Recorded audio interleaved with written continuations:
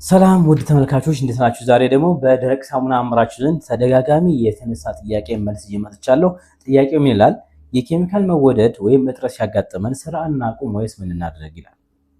የጥያቄው መልስ የኬሚካል እጥረት ሲያጋጥመን መፍትሄው ያ የጠፋውን ኬሚካል የሚተኩ ኬሚካሎችን በማወቅ ወደ ስራ መግባት ነው።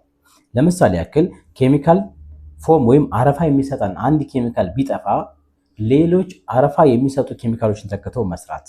አክቲቭ ማተር ላይ ወይም ንጽህና የሚሰጠን ኬሚካል አንዱ ከጠፋ ሌሎች ንጽህና ሊተኩ ወይም ሊሰጡ የሚችሉ ኬሚካሎችን ተክቶ መስራት ነው። የዚህ ረጅም መልስ ወይም ፒዲኤፍ ስላለው መንሃል ቴሌግራም ላይ ገብታችሁ ፒዲኤፍ እንዳውሉ አድርጋችሁ መጠቀም ትችላላችሁ። ሁለተኛ የተነሳው ጥያቄ ደረቅ ሳሙና የሚያመርት አምራች ደረቅ ሳሙና አምራች ላይ የሚሳሳቸው ስህተቶቹ ምንድናቸው ነው። ደረቅ ሳሙና አምራች ፕሮፊቴብል የማይሆነው ወይም የማይሳካለት ሁለት ስህተቶችን ሲሳሳት ነው። የመጀመሪያው ኬሚካል ሲወደድ ኬሚካል ሊተካ የማይችል ፎርሙሌሽን ይዞ መቀጠል።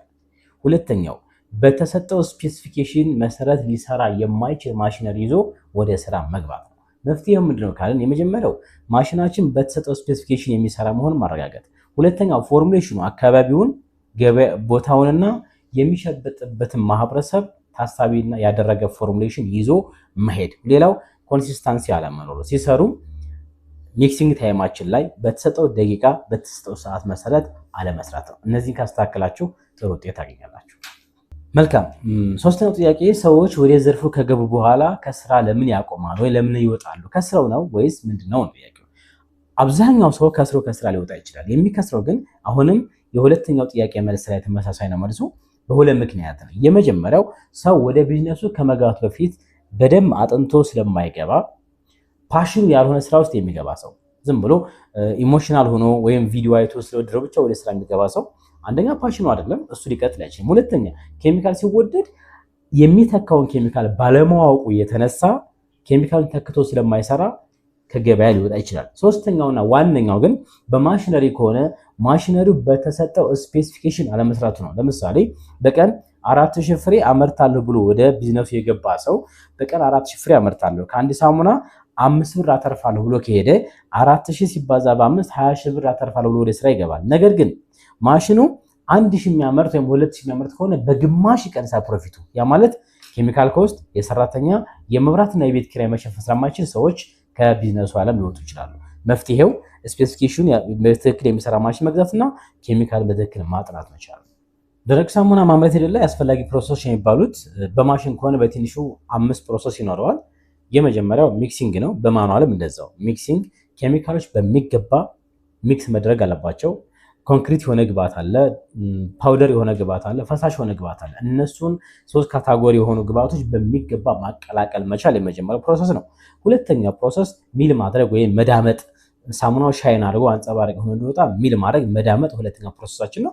ሶስተኛው ፕሮሰስ ሳክ ማድረግ ማለት ባዕድ ግብአቶች ካሉ እነሱ መለየት፣ በፓስታ መልክ ወይም በሌላ መንገድ የማያስፈልጉ ግብአቶች የጓጎሉ ወይም ትራንስፓረንሲ እንዳይሆን የሚያደርጉ ግብአቶች ካሉ እነሱ መለየት ነው።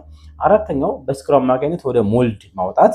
አምስተኛው ከተር ኤንድ ስታምፕ ነው ማለት ማህተም ማድረግና መቆራረጥ። እነዚህ 5 ፕሮሰሶች በማሽነሪ ነው።